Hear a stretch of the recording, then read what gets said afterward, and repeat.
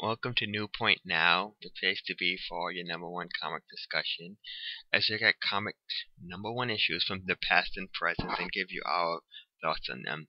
This week we are checking out Dynamite Comics, So You're Man of the Atom number one, written by Frank J. Barbary, art by Joe Bennett, colors by Aaron Affey, and the cover by Juan Doe.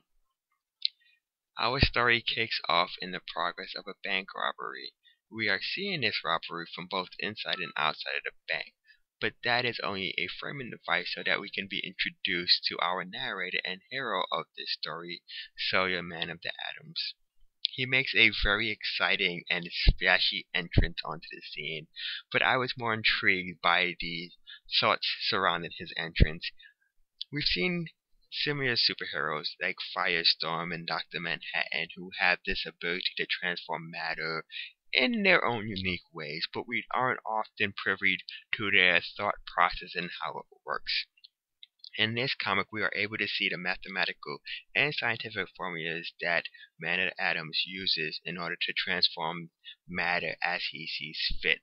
And it's really curious, even if I cannot completely decipher everything because I don't have a background in science and chemical formulas, it is still a very novel character trait, and it makes for a fun read, and we'll get to it a bit more as it makes for an awesome visual treat as well.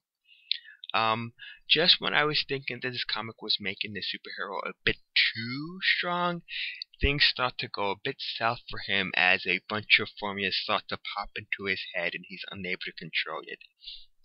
What you end up with is a typical bank robbery that goes gruesomely wrong. Lucky enough for the audience, we are kind of spared the more gruesome and gory details of this, as we are transported to upstate New York to the Atom Valley Industries, where we meet our supporting cast. We meet the main character's partner, his boss, the CEO, who happens to be his son, and his daughter. They all serve their own little purpose in this book without overpowering it, and I would be interested to see where all of these relationships and dynamics go in the future. What I found most interesting about Man of the Atom is while most superheroes derive their powers either from birth or, scientific accident, he seems to have gotten it from trying to play God, and in his case it has become both a blessing and a curse for him. The art in this book is extremely rock solid. I enjoyed it from top to bottom. It had some great uses of colors. It helps when your main character is an off shade of green, and he gets to wear this really spectacular outfit. But just the facial expressions and the backgrounds that they use are fantastic, and it really comes across great. But the visual trick that really stuck out to me, as I mentioned earlier, was the use of his inner monologues with these scientific and mathematical formulas on display, and they kind of react as he's thinking. So while he's thinking through these things, you'll see it pop up in the panel.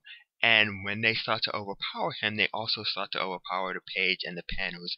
So what started off as like one in the side becomes two or three, getting closer. And by the end of it, you have about a dozen that's just claustrophobic and squeezing in on the main character. And it gets so tight and balls up that it does eventually explode, and that's what we get. We get an actual explosion whenever this happens with the character. It's a great visual trick. It's very unique and very intriguing. It's a great use of something that has been a staple of the comic genre for decades that was twisted in a novel way with this book. Now, what we really care about and what we all came here for is how does this function as a number one? And the fact of the matter is this: after reading this, I researched it, this is what you should do, and found that this is a character who has been around for 50 years. The fact that I've never felt that I needed to research this or know more than I was presented in this book is a great stepping stone. It's a character reboot that feels fresh and unique because you don't need to know 50 years of history to appreciate what they are doing here.